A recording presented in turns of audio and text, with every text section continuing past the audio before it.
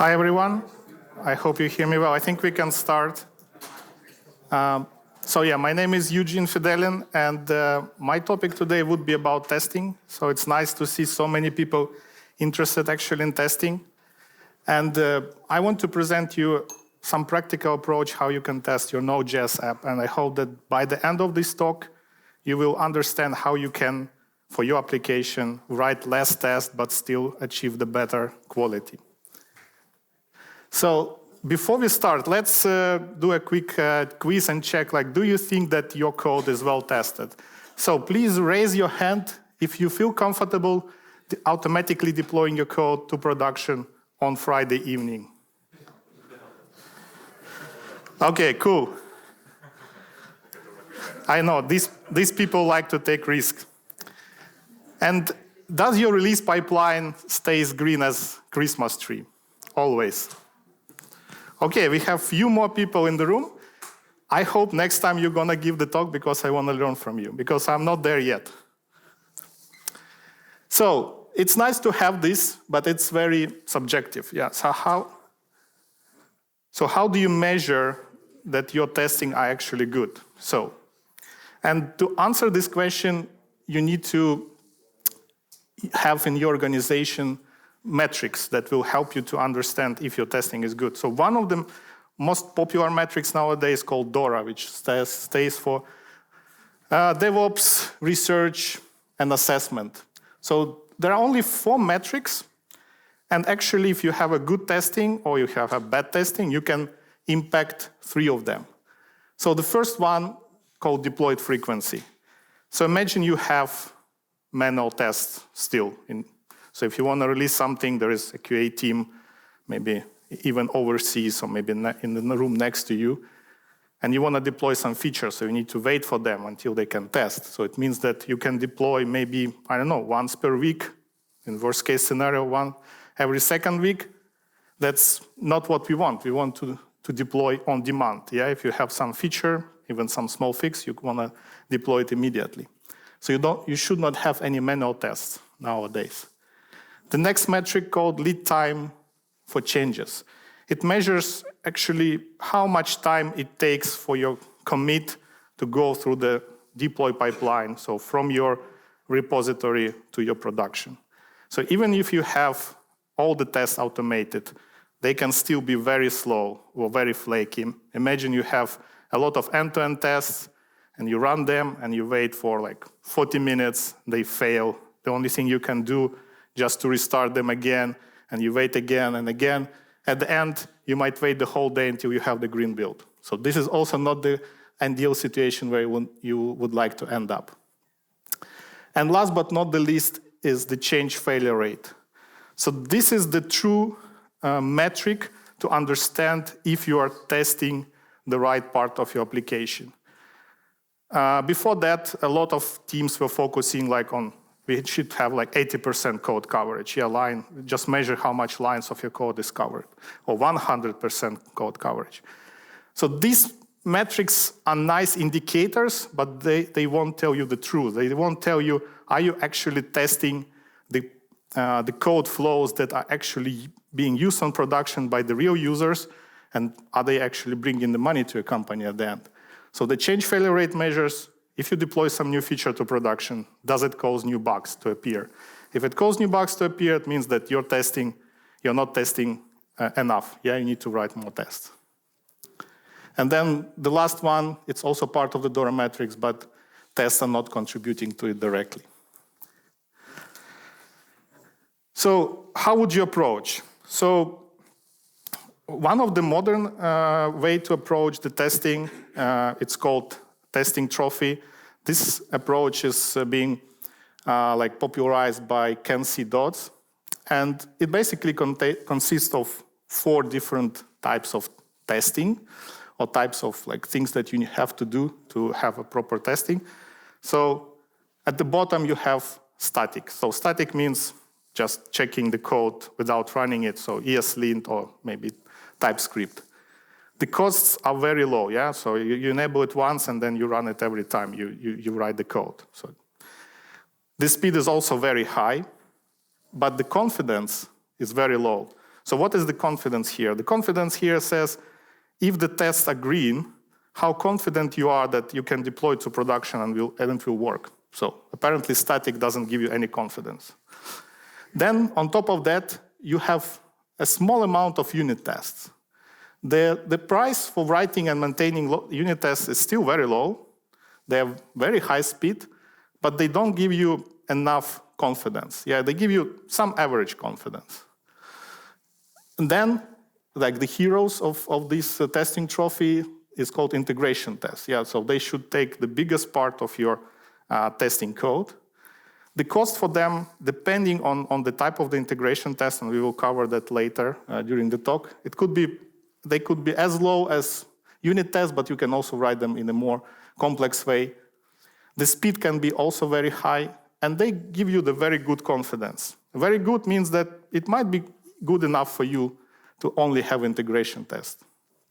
And then on top of that, well, end-to-end tests. Sometimes you still need them. They are very costly. Writing them actually initially is not that hard nowadays, but maintaining them in the long term, keeping up the infrastructure, it all takes time and it all takes your effort. The speed is also very low. Yeah, if you want to deploy very fast, the end-to-end test is not the solution. But they give you the highest possible confidence here. So how would you need to approach? Yeah, you have these 4 steps, so how can you approach them? So step 0, start with static. Yeah, just enable linters, enable tab checks, it's done. Then the first step, I would recommend you start writing integration tests.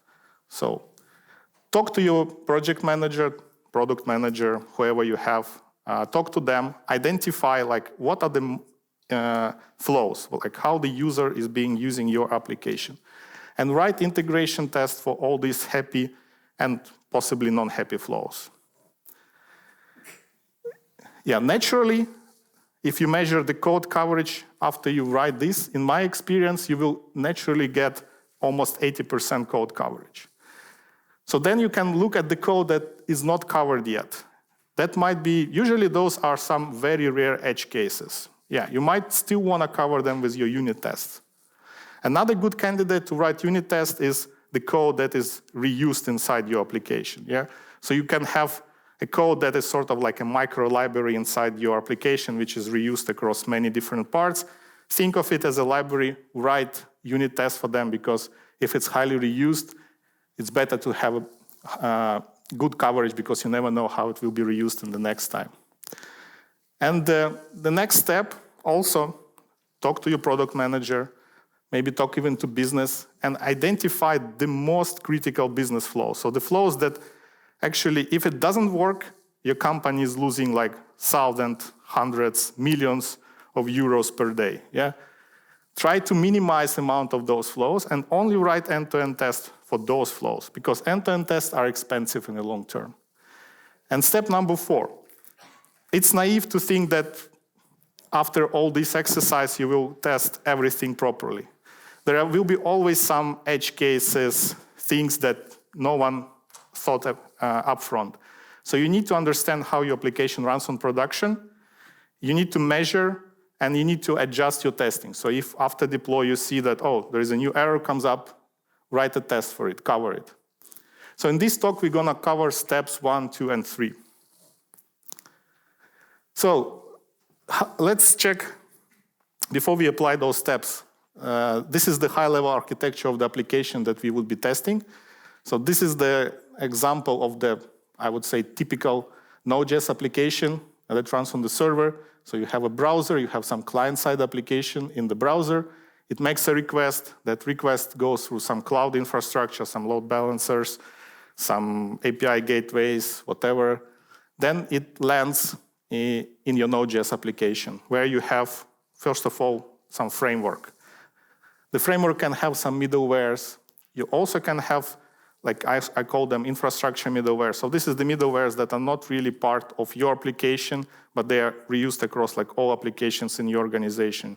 So think about like authentication, maybe logging, rate limiting. There's like a lot of things that are not directly responsibility of your application, but you need to have them so your app can run in the environment. And then finally, the white box is the code that you have created. So this is the code that actually solves some business problem. It needs to load data from somewhere, so you make API calls to downstream services. It could be APIs, it could be databases. You get the data, you do something with the data, and then you render the response that goes back to the client application. So this is the typical structure of the Node.js application that we will be testing. So let's see how the unit test looks like. So this blue box, the small blue box, is actually what you cover writing, let's say, single unit test. So if you want to cover like the whole white area, you need to write a lot of them. But even after that, the errors, it's very hard to cover errors with unit tests, because unit test, you focus on testing like the isolated unit. You don't test how the several units work together. So the errors, how, for example, your controller, what it returns to the browser, it's very hard to test with the unit. So that's why we need integration test. And this is the typical structure of the integration test that we will use.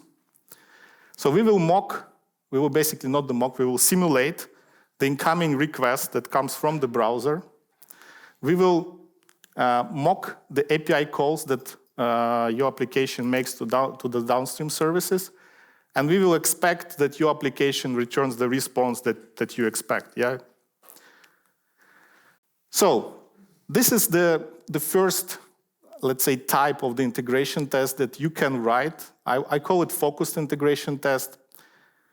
It basically tries to cover only the code that you own. Yeah, you don't test, when you run the test, you don't run the infrastructure middleware, because usually it comes from some external repository. There is maybe even a platform team in your organization that owns them, so they are well tested, yeah, so you can trust them.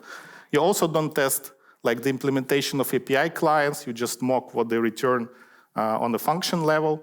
So you solely focus on testing the code that you have. So basically you mock the request, you simulate the request on the framework level. So you need to know how this infrastructure middlewares, what metadata do they add to the request, which comes from the browser, which basically your route controller has. And then you basically check what the response, and then you write assertion against the response. The most simple way, what I quite often do, is just to have a snapshot. Yeah, so you have, sometimes snapshots are very noisy. You need to do some cleanup of them, but if you have a JSON response, you can just put it in a snapshot. If you have a server-side rendered HTML, you can do some cleanup and also add it to the snapshot. But you can also write a very specific assertion of what response contains. Like this is the fastest way of writing unit tests. I mean, the running unit tests. They're very fast. They're as fast as unit tests. The only downside that you need to know the internals of your application. Yeah, you need to understand. Okay, this infrastructure middleware adds this metadata to the request object. I depend on it, so I need to simulate it in my test. So that's why maybe the cleaner approach would be to have so-called black box integration test. So in a black box integration test, you don't care how your application is implemented internally. You don't care where is your code, where the code that is coming from some libraries. You test it as a whole. So you just start your Node.js application as a process. You simulate the incoming request from the browser, for example, using the super agent. So exactly as if you open the browser, you open the network tab, you see the request that browser sends to your app. You just copy it and you can use it as an input for your test. And the same you do for mocking your API queries. So basically, you know on the network level what requests are being done by my Node.js application, and you mock it on the network level. So in this case, you don't care how internally your Node.js application is built. You just give them the incoming request, and you test again the response that comes to the browser. So Again, you can use snapshots for the response. If you don't like snapshots, you can assert that certain fields or certain elements exist in that response. And then you probably have some client-side application that consumes this Node.js. So if you have a one-on-one mapping between your Node.js, I would call it backend for frontend, Node.js BFF, and the frontend, it might be a good idea to test them as a one single unit. Yeah. So if your frontend application that runs in the browser only depends on this Node.js application, it might be a good idea. You need to consider that, but that's an option. You can test them together. So you run your tests in the browser using Playwright or Cypress.js or Cypress.io, and then again you run your whole application, Node.js application as is, and you again only mock the downstream API calls.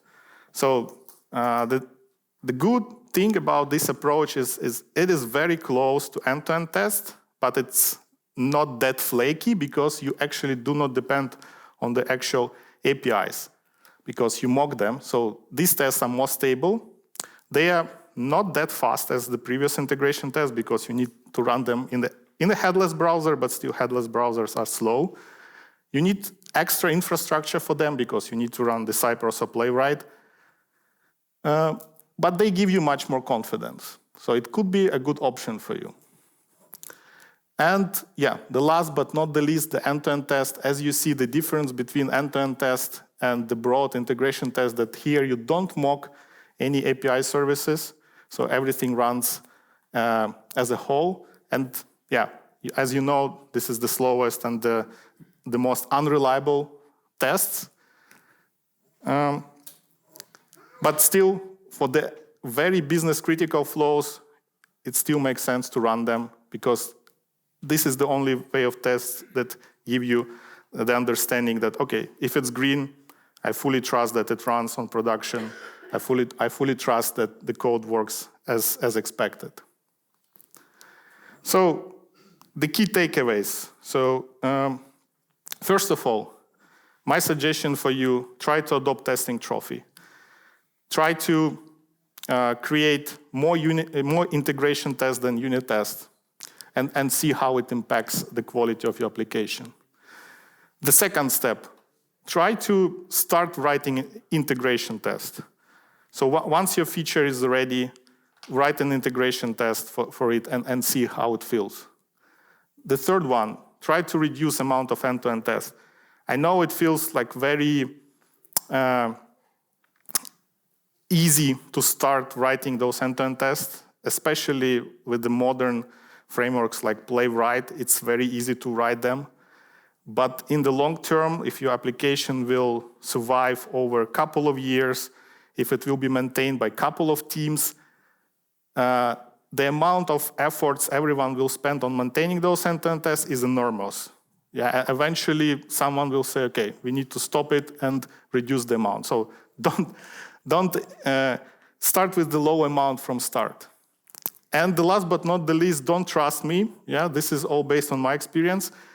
Try to implement metrics. Yeah, if you have metrics, they will tell you if you're on the right path or not. Yeah, maybe for your organization, for your type of product, you need to, I don't know, write more end-to-end tests for some reason. Yeah, then the DORA metrics will show you. Yeah, because your change failure rate will be too high. So don't trust anyone, trust metrics. And these are the few tools that I'm personally using. You can use whatever you would like to use, but these are the ones that my team used. That the test frameworks, well, this is the very obvious choice. I think most of you are using. It's either Jest or nowadays it's vtest. If I need to mock HTTP API calls, I usually use Knock.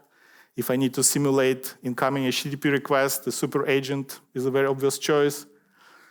Node mocks HTTP is a small library if you want to write integration test or unit test and you want to basically mock the internal shape of the Express.js request response objects. And yeah, Cypress.io or Playwright if you run in the browser.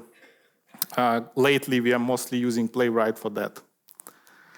Yeah, and thanks for listening. And I would be happy to answer your questions. Thank you.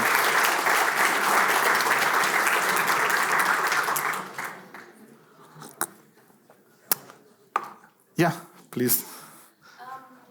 First of all, thank you for bringing the trophy method. I think it's we don't talk enough about that. So it's very important nowadays. Secondly, I wanted to ask, do you consider the Cypress component testing a way to do integration tests? Yeah, so the component test, it depends how you structure them. Yeah, so if you test your component in isolation from other component, it's more towards unit test. If you say your component is like the whole application, then it's more towards like unit test. So the component tests are basically covering both, depending on how broad they are. Yeah. So let's say in a big project, if we want to test just a feature and we mount together multiple components, I think that can be a kind of integration. Yes, yeah. I would personally consider it as an integration test. But in your organization, terminology might be slightly different. Yeah, exactly, yeah. I saw some hands over there. Yeah, please go. Yeah, it was me. So thanks a lot for the talk. I found it really interesting that you focused on integration tests. And I just wanted to bring something up. Some people might agree, some people might disagree. I just find unit tests, and especially driving your development by unit tests, I find them to also boost the code quality. So by just focusing on integration tests, you might say, all right, the application actually works. I can deploy on a Friday, I have a green pipeline. But if you completely leave the unit tests out of the way and you don't do them in parallel, or if you don't consider them through the development of your application, your code quality might suffer. So I wanted to ask you, what do you think about that? Yeah, I fully agree with you. So if you check like the testing trophy picture, there is a place for unit tests. Yeah, so unit tests, they should be. The point here is that you should be cautious where to write unit tests. Yeah, so sometimes people try to cover everything with unit tests, and they end up writing like a lot of like hundreds of tests. And then later on, if you want to do some refactoring, you basically throw away those unit tests because they test the exact implementation. And if you change the implementation, you throw away your tests. Like nowadays, I think this might change with like tools like Copilot or Cloud.io because this can be fully automated. Yeah, now these tools are quite good enough. They can automatically generate unit tests for you. Maybe that's a good idea for someone else to present a talk about that. But I fully agree with you. So the unit tests are important. So this is the picture that works for application. Yeah. So if you write a library, then unit test is your best friend. Yeah, please go. Yeah, you were mentioning for integration tests that you sometimes combine the front end together with your Node application. But actually, in my team, we went the other direction. We combined our Node application with the backend and things like that. We managed integration tests through there for the fact that for us, a lot of flakiness came from the front end end-to-end testing libraries, not necessarily from just the JSON responses through the system.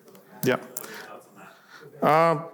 Yeah, I think that, as I said, like for every company, every product, it might be different. So to be honest, I'm not a big fan of this approach myself. It's there to make the picture complete. Like my preference is actually split them, have separate integration tests for client-side application, for server-side application, and between them have a contract test. Yeah, to make sure that the API that provided by backend is the API that consumed by client side. Yeah, and if you're using, for example, TypeScript in both sides, the TypeScript can also does a validation for you. So your approach is like if it works for you, if your backend code and your like Node.js code and the downstream API code is close to each other and you can run them and it's stable enough, that's a good approach.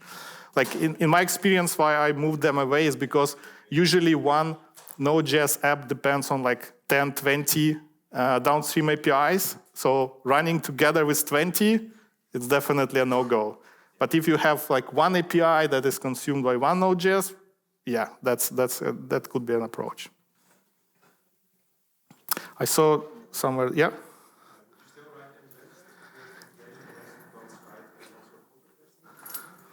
So my approach, by default, I try to push back on end-to-end tests, but there are still some use cases, yeah, and usually it's when the business wants like a higher certainty of a certain flow to work.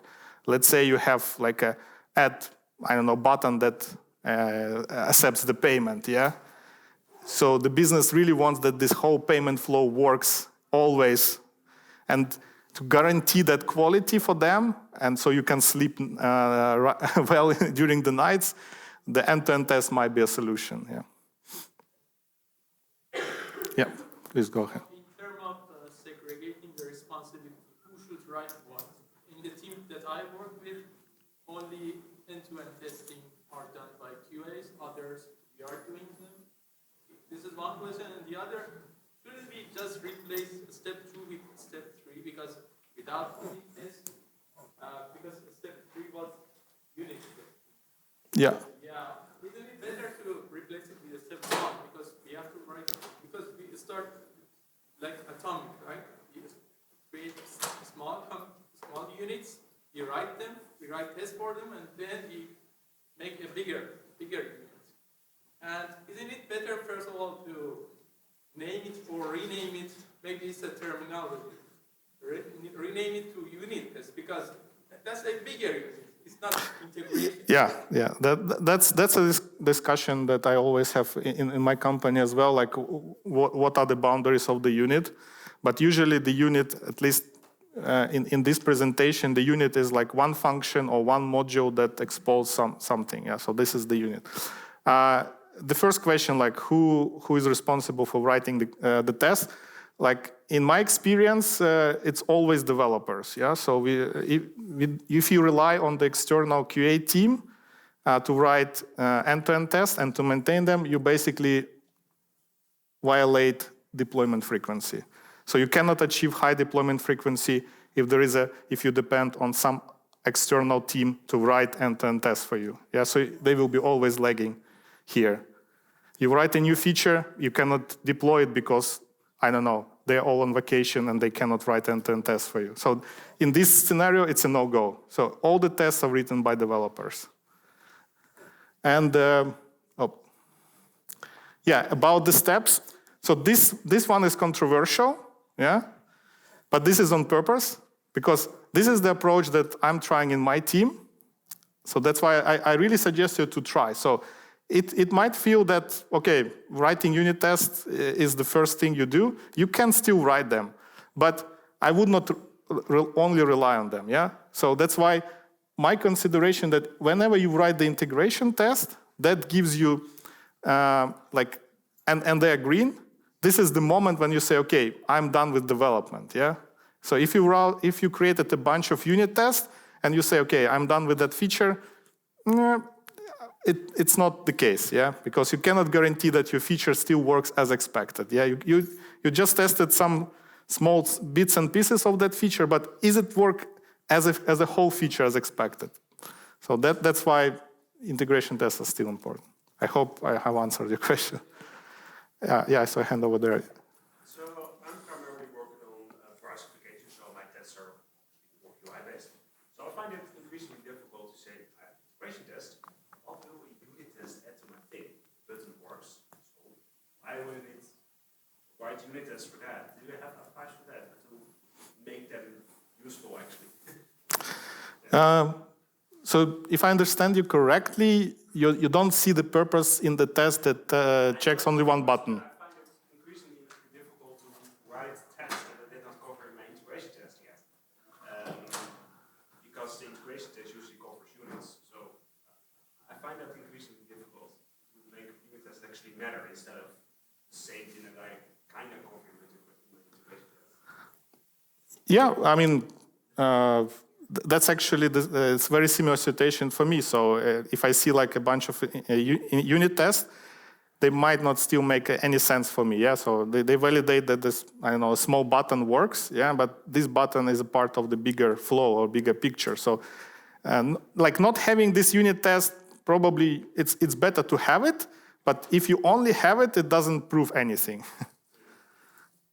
Yeah, maybe to add to that answer, one benefit of having unit test jumps out to me is when you find a regression, you know specifically, you don't have to guess that what the unit brings, right? You know, okay, these units bring.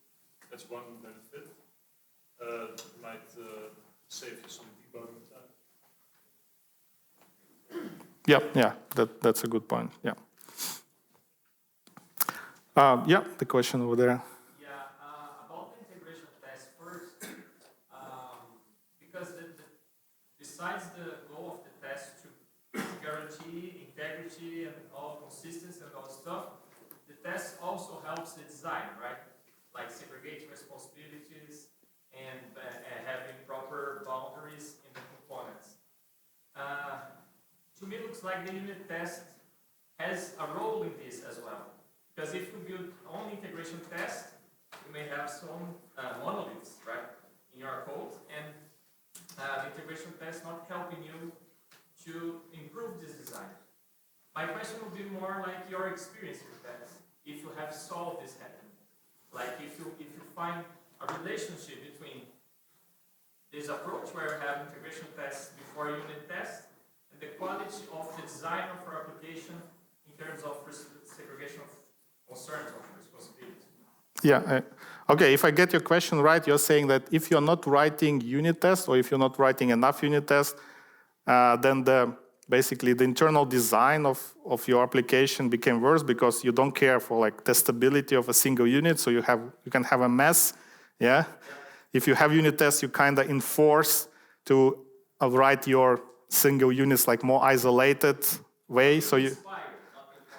Yeah, even enforce, because sometimes you cannot even unit test them if they're. Yeah, it's a very good point. I would agree with you. Yeah, unit tests indeed they can enforce some good design decisions. Yeah, we would like to isolate things from each other, but I also think that there are other approaches that can solve this problem. Yeah, so for example. Yeah, if you have design reviews, yeah, that can also help identify the problems if some components that should be isolated there suddenly became tightly coupled. Yeah, so this can be done in a different way, but I think this is a very valid concern. Thanks for sharing. Yeah. We also have visual testing as a tool for the front end to compare changes that you cannot easily capture with a unit or integration or just normal code. But where would you place the visual testing actually in the testing trophy? Yeah, also good question. So I would say it depends how you. Where's my testing trophy? It depends like how do you populate the data for the application to actually render it. Yeah. So if you run this visual test against some mocked response, yeah. So this is like pure integration test. It's just the way how you write assertion. You don't write assertion on okay, I have this HTML in the response. You actually render the response in the browser and says, oh, the response looks like this.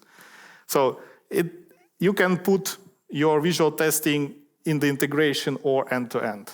So we miss a bit of this trophy. We need to expand a bit more to the left. Yeah, it's yeah. If you would add all different variations of tests here, that it would become enormously big. Yeah. Yeah. Those door metrics, how do you track them? Do you manually go to CI/CD and write down the QR pipeline into an Excel sheet or automatic? Yeah, we are lucky here because in our organization we have like an SRE team, and this is their responsibility to measure all of that. So yeah, but what they do is actually what you say. So we have a deploy pipeline, and there is a bunch of scripts that measures like how much time it takes for each step to execute. And when you deploy, you basically do like canary release, and then it measure, okay, how many new errors in the canary versus the current running. So it's quite an effort to have DORA metrics automated in an organization. But once you have it, it gives like very great insights into and helping you to prioritize where you should improve your efficiency and performance. Do you have advice where to start with a small scale? No, probably not. Probably not, unfortunately. Yeah. Do you have any suggestion for tools that use the metrics? Like, again, as I said, we use in-house built scripts. Yeah. So I'm pretty sure there are a lot of open source, not even open source, but some, SaaS solutions that you can just plug and play. If you use, GitHub or GitLab, you just plug and play to your deploy pipelines, and they will gonna measure it for you. Yeah, I'm looking some new face. Yeah, over there. So now is becoming a prerequisite for the continuous integration part. Okay, so you have to write unit test cases to build your application before even getting deployed. So how are you managing that? You are first writing the integration test and then unit test. So yeah, okay. So basically, integration tests you run exactly as unit tests. Yeah. So you run them. You see the speed is high. Yeah, as high as unit tests. So you can run integration tests on every code change, the way how you do a unit test. Yeah, but it is usually done, after the deployment. Yeah, just change it. Run it every time. Yeah. just run integration tests like before commit or when you create a pull request. So That's not a standard practice in terms of any pipeline. For example, if you use the Azure pipeline, you're not supposed to do that. Like there is a standard, there is a pattern which is getting used. yeah, I think the pattern is not like the silver bullet. Yeah. So the pattern is there because most of the integration tests, if you don't mock something, yeah, you need some environment or some infrastructure where this integration test can run. But my approach is actually to mock like everything that your Node.js application depends on. Yeah. So in this integration test, you run your Node.js application isolated from any like downstream APIs. In this case, you don't need any environment. You can run it on your local machine. You can run it everywhere. So you can move. It's a very good remark. You can move execution of integration tests very early in the pipeline. Because you are doing unit test cases after. And integration testing is usually done when you deploy on a lower environment, let's say development. Yeah, so for that, I would only do it for end-to-end tests. Yeah, for end-to-end tests, you really need an environment because you're using some cloud infrastructure or some downstream API. So only use it for end-to-end tests. For other tests, run them early. Are there any more questions? Yes. We have application with the front end and back end. Front end is integration tested and unit tested, and back end too. Now there's the point that we want to do end-to-end tests between both, but only because we want to check the interface if it's connected. And I think end-to-end testing is too slow and costs are high. I hear the word contract testing a lot here, and you have experience with that, and do you think it can replace end-to-end tests? Yeah, so if your only goal is to verify that like the shape of the response is what from the server is what the client-side application expects, then I would definitely go for the contract testing. So there are, yeah, and then you don't need end-to-end tests, and you can run it in parallel or completely separate. Yeah, and for the contract testing, like the most simple approach, if your both server-side and client-side applications are written in TypeScript, yeah, you can generate the types of the response.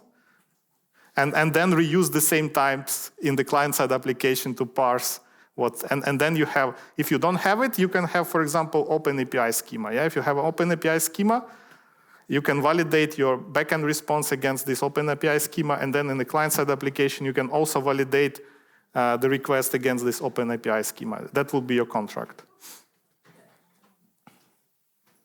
Yeah.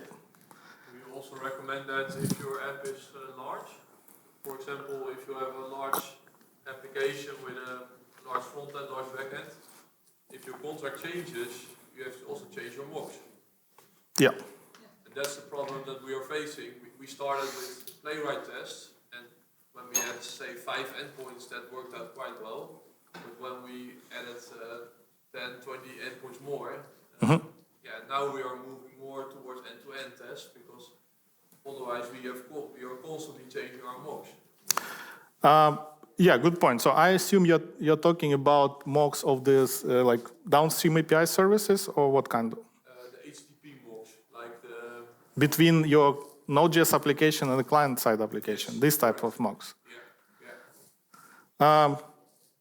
Yeah, well, like it means that your app is basically in the very active development phase. Yeah, so you're changing. So, like, does it also live in one repository, your client-side application, server-side application, or like how do you guarantee the correctness?